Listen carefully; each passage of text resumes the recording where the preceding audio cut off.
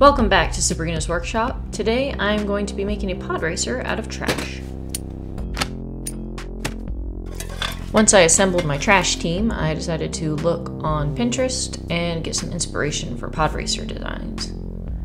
I had this little milkmaid figure, I had these little bottles and little bottle caps, and a deodorant top that I wanted to use somehow. So I started with the bottle caps and started trimming out the sharp pieces so that they would lay flat on the bottle.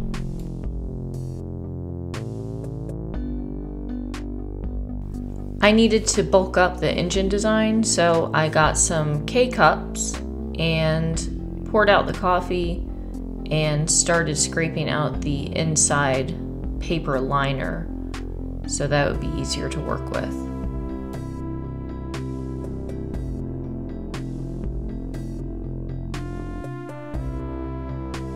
And of course I saved all these coffee grounds for future dirt on a future project. Now I had these really cool shapes that would be awesome for the engine housings. I got my best friend out, which is my glue gun, and heated that up, and then decided that I needed something that would stick that to the bottom of the K-cups better, so I traced out a little circle of EVA foam and glued that into the bottle caps.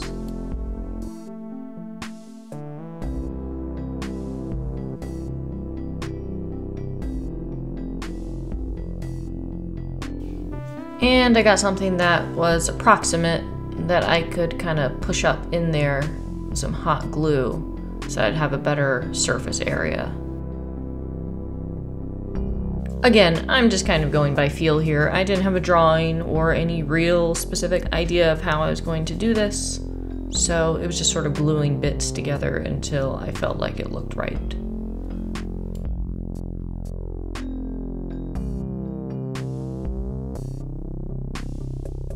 I needed to put these other bottles inside, but they were a little too short, so I got out my bits box and rummaged around for a while to find something that could just add some padding to the end of that. And I have all these little plastic pieces, and I decided that these would be the right length for gluing on the bottom of the little bottles. These little tiny bottles, by the way, came from like a HelloFresh or Blue Apron meal kit. They come with like vinegar and stuff in them. Little tiny bits of useless packaging are often my favorite for recycling. I added these little couplings for the electricity to come out of later, so this will go between the two engines in the front. Then I started super gluing some tiny nail art rhinestones onto the outside to add some rivet detail. I really love these electrical wire connectors, the little twist nuts, for all sorts of details because they just have a really great texture and they come in like a bajillion different sizes. And this plastic canvas for cross-stitching is awesome to add some grid texture. So I was at the hobby store recently and they had in the dollar bin a whole bunch of little figures that go with like, I think model railroad decorations, and I had this little milkmaid that I was like, what am I ever going to use this for? Well, a Podracer driver, obviously. Dollar store cable ties are also really awesome for adding texture, and shout out to Earthman Brick, who gave me that idea in the first place.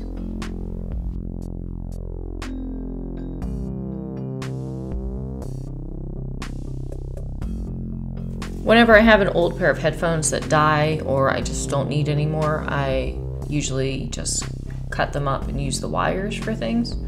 And so I glued that on for some conduit on the outside of the engines.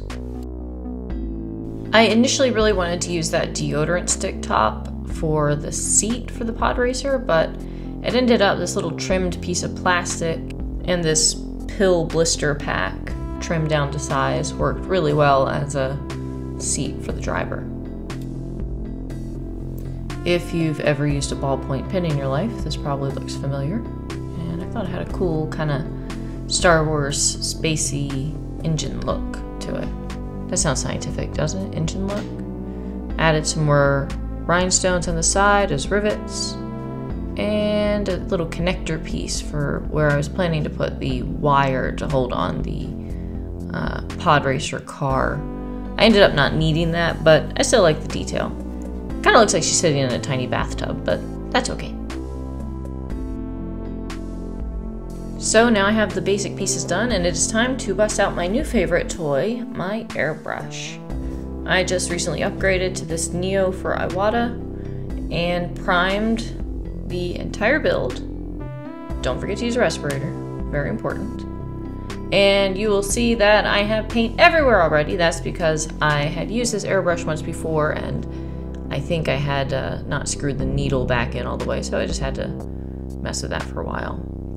But the airbrush gives it a really nice even coat, so that then I could just paint it by hand later, and I was still trying to decide what color I wanted it to be. I also realized that I needed to paint the inside of the engines black. Why did I not do this at the beginning, you ask? That's a great question. I have no idea. So I had to yank out the inside of the engine, paint it, and then replace it with some hot glue. I decided to go with teal, just because I like the color teal, and I got some inspiration from my living room, which is painted teal, and I like teal, and so that's what it shall be. I also remembered why I really do prefer just painting each individual piece separately before gluing it all together, but I'm trying to get into this new workflow of priming everything first, then painting all the details on. This is just some acrylic craft paint from the hobby store. Nothing special. Also taking inspiration from my living room again, I decided it was going to be a combo of teal and red. And then I took my dark wash and just gave it a nice grimy coat all over. This is the part I was really looking forward to, which is the wiring. So Boylai Hobby Time used these little LED filaments in his Podracer, and he uses them in a lot of builds. So I used that link and ordered myself some, and then took apart an old USB cable for the extension wires.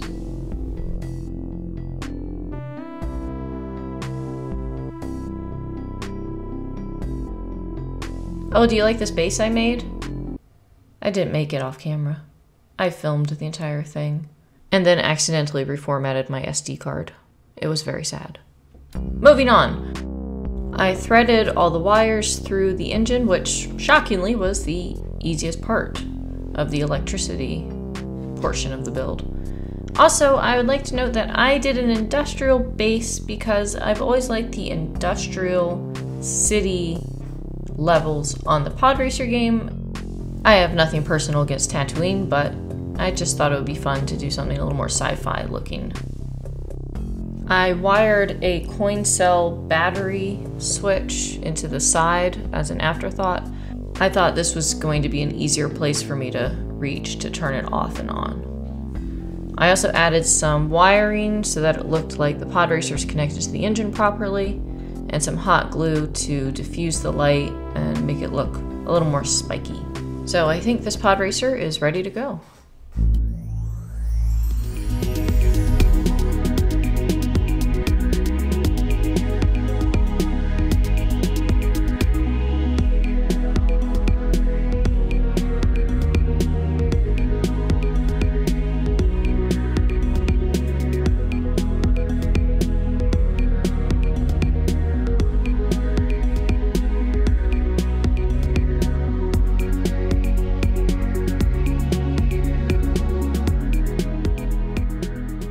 Thanks everyone for watching. If you like this video, make sure that you like and subscribe for more projects like this.